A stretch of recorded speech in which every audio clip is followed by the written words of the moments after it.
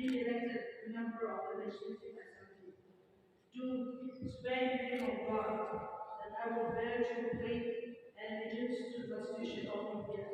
as by law established and uphold the unity and integrity of India, and that I will faithfully discharge the duty upon which I am about to enter.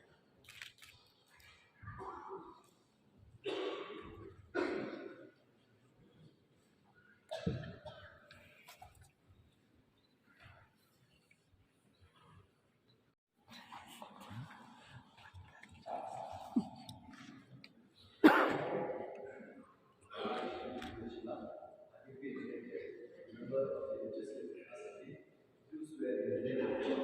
that I will bear true faith and allegiance to the Constitution of India, as by law established, that I will uphold the sovereignty and integrity of India, and that I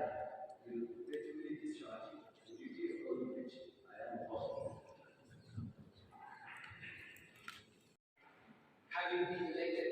a member of the Legislative Assembly, do swear in the name of God that I will bear true faith and allegiance to the Constitution of India, as by law established,